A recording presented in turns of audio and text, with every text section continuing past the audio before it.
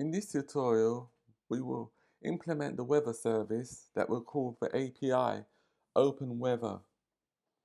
The first thing we need to do is to create a new class called Weather Service.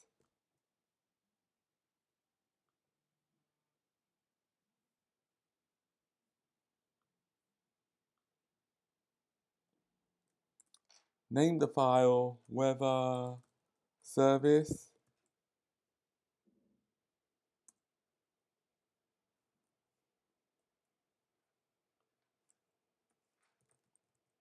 Create the class, which is called Weather Service. Include your API key.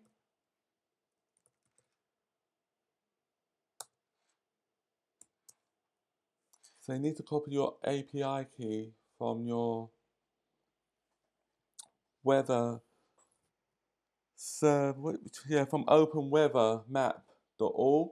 So you need to copy your API key from there and paste it into the constant API key.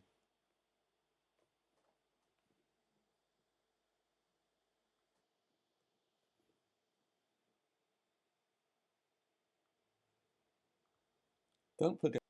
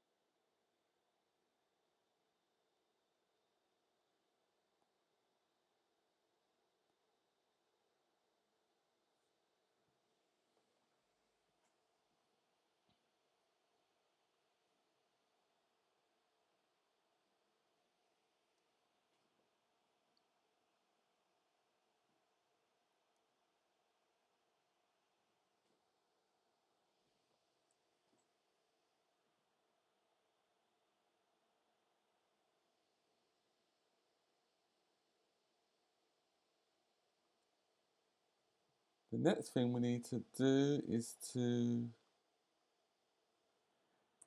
encode the city name to ensure it can be safely used in a URL.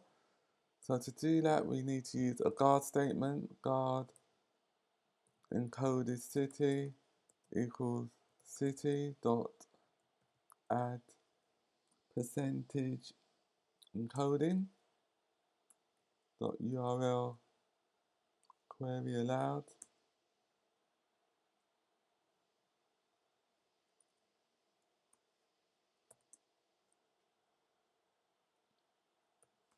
Let URL equals URL string,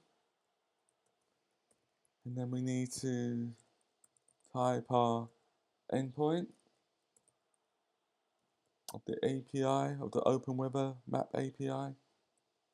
OpenWeatherMap.org data 2.5 weather question mark Q, and then the parameters that we need to include. Encoded city, which is the actual city that we want the weather to be based from or based on.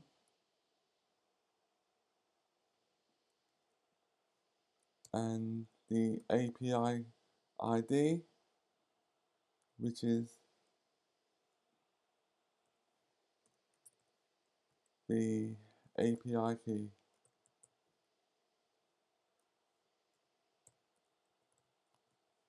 Units metric.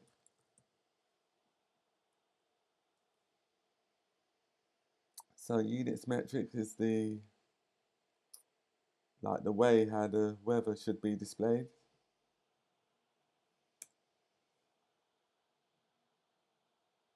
And then we need to use an else statement.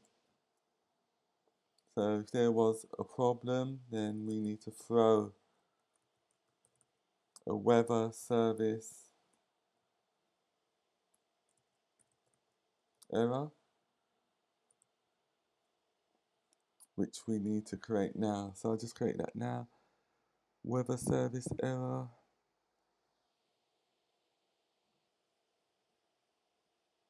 I'll just create that after line 27. Enum weather service error, which is an error, case invalid, city name.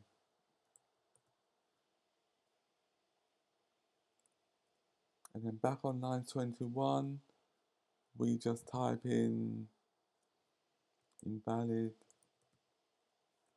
city name.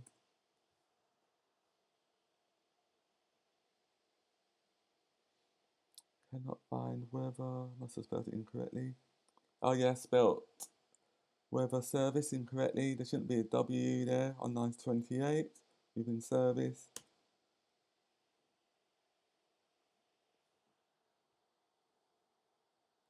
The next thing we need to do is to perform the network requests asynchronously to get the data, the weather data. Let data, the underscore means we're not using the response this time. Try await URL session dot shared dot data from URL.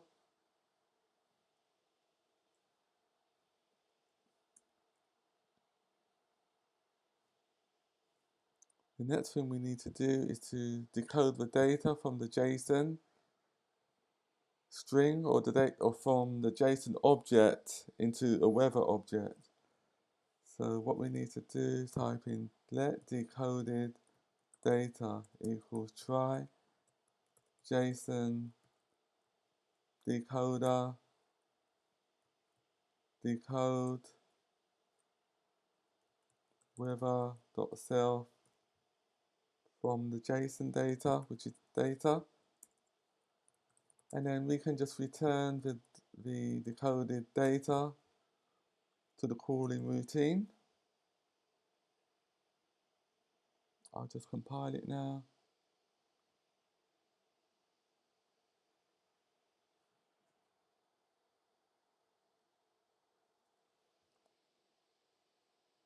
It's compiled.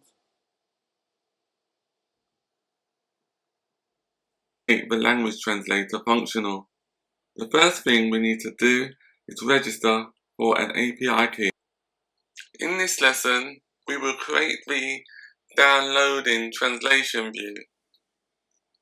So within the application, when the user enters the text that they want to be translated, for example, if I enter hello, and I want that to be translated from English to Spanish,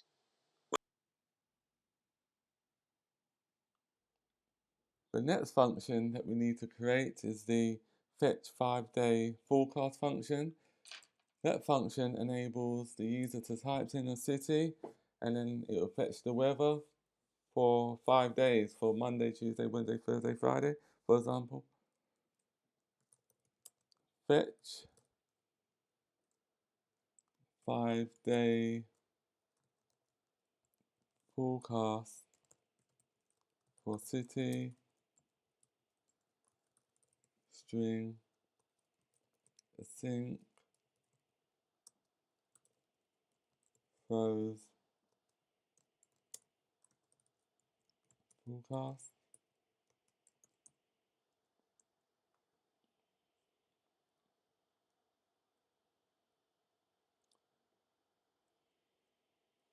Just like what we've done in the previous function, we need to use a guard statement, guard let encoded city. I'll just copy what we've done previously. Really, this should be reusable.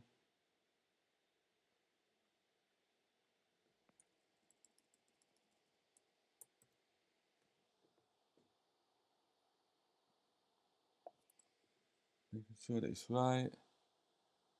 Encoded city, the API key.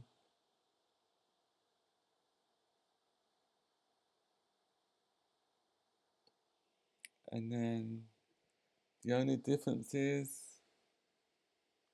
let's copy this as well.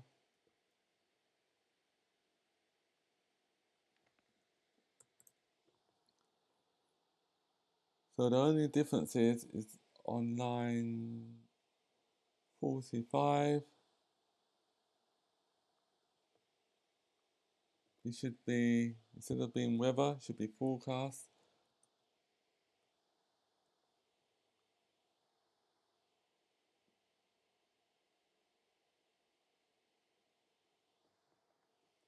Just compile it.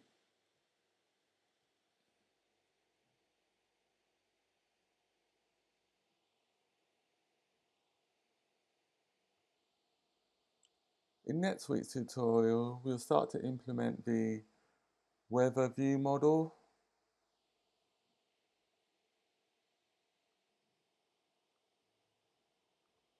Don't forget to subscribe for more Swift and SwiftUI tutorials.